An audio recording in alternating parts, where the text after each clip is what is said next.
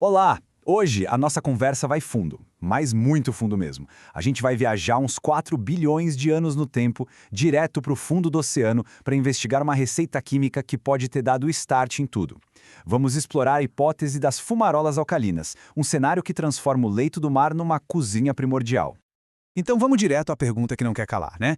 Como é que a vida surge a partir do que não é vivo?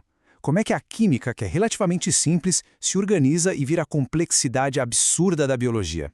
Esse é um dos maiores mistérios da ciência e a teoria que vamos ver hoje oferece uma resposta surpreendentemente elegante. Primeiro, vamos esquecer aquela imagem clássica que o Darwin imaginou, sabe? Aquela lagoazinha morna. Não, não. O cenário aqui é bem mais intenso. Pensa no fundo do oceano primitivo, escuro, com uma pressão esmagadora. É lá, em umas estruturas de rocha cheias de poros, que talvez esteja o verdadeiro berço da vida. E o que liga a tomada desse lugar todo? O que dá energia para isso? É um processo geológico com um nome meio esquisito, serpentinização. Mas a ideia é simples, na verdade. É a água do mar reagindo com as rochas do manto da Terra. E o resultado disso é o que importa pra gente. Uma liberação gigantesca de gás hidrogênio. Pensa no hidrogênio como combustível puro prontinho para iniciar a química da vida. Pronto. Com essa fonte de energia toda, as fumarolas viram literalmente uma cozinha primordial. O hidrogênio é o gás do fogão. Os minerais, tipo ferro e níquel, são as panelas quentes, sabe? Acelerando as reações. Os buraquinhos na rocha, os microporos, funcionam como potinhos, concentrando os ingredientes para eles se encontrarem. E o mais genial de tudo, as diferenças de pH e de carga elétrica entre a água da fumarola e a do oceano funcionam como uma bateria natural, dando aquele choque inicial para tudo começar a acontecer. Beleza, a cozinha está montada, os aparelhos ligados, e agora? Vamos ver os primeiros passos dessa receita? Como é que gases super simples viraram os tijolinhos básicos da biologia? Então, o primeiro passo, o mais fundamental de todos, é a reação entre aquele hidrogênio, o nosso combustível, e o dióxido de carbono que estava dissolvido no oceano. Isso é o que a gente chama de fixação de carbono. É basicamente transformar gás em matéria orgânica. E o mais legal é que isso não é só teoria, não. Quando os cientistas criam reatores em laboratório imitando essas condições, funciona. A vida estava de fato começando a ser cozinhada. Mas claro, só umas moléculazinhas orgânicas não fazem a vida acontecer. Era preciso criar os blocos de construção genéticos. E aí a gente chega num ponto que foi um mistério por décadas. Como as pecinhas que formam o RNA, os tais ribonucleotídeos, poderiam ter surgido? Pois é, um estudo super importante que a fonte destaca mostrou um caminho totalmente plausível para isso ter acontecido lá na Terra primitiva. Foi como encontrar uma peça gigantesca que faltava no quebra-cabeça. E essa peça nos leva direto para a próxima etapa da nossa história, a famosa hipótese do mundo de RNA. A ideia aqui é que muito antes do DNA e das proteínas como a gente conhece hoje, o RNA era a grande estrela do show. Ele fazia tudo.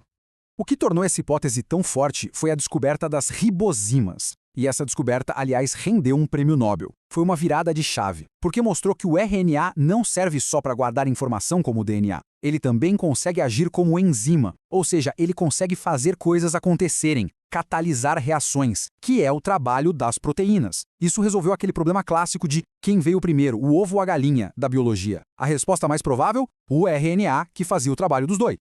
E essa comparação aqui deixa tudo super claro. Olha só, o DNA é um HD externo perfeito, super estável para guardar informação, mas ele não faz nada sozinho.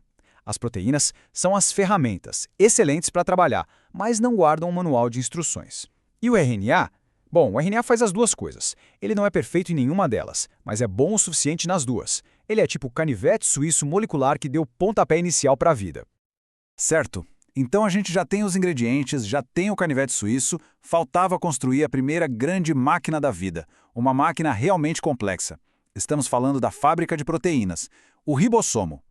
E aqui vem uma das coisas mais espetaculares disso tudo. Se a gente olhar bem no coração do ribossomo de hoje, em qualquer ser vivo, a parte que realmente faz o trabalho de juntar os aminoácidos para criar uma proteína, o que a gente encontra lá é feito de quê? De RNA. O motor do ribossomo é uma ribosima gigante. Isso é uma evidência absurda. É como encontrar um fóssil molecular que grita pra gente: eu nasci num mundo de RNA.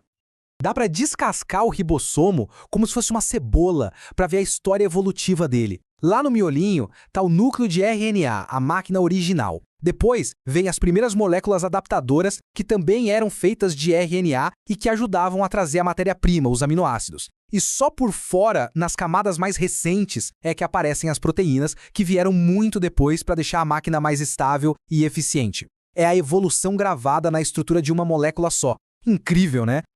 Ok, com uma fábrica de proteínas funcionando a todo vapor, a vida começou a ficar bem mais complexa. E aí, o RNA, que é meio instável, sabe? Ele já não era o melhor lugar para guardar todas aquelas receitas genéticas que foram conquistadas a tanto custo. Chegou a hora de fazer um upgrade no sistema de armazenamento. E aí a gente vê essa transição super lógica, passo a passo. Primeiro mundo de RNA, com o RNA fazendo tudo, sendo gene e enzima.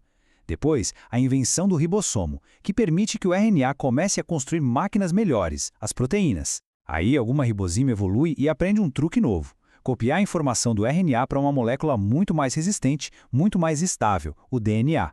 E com o tempo, o DNA assume o posto de arquivo mestre e o RNA é realocado para outras funções mais específicas.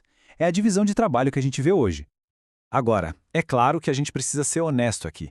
Por mais poderosa e cheia de evidências que essa hipótese seja, a ciência não trabalha com certezas absolutas.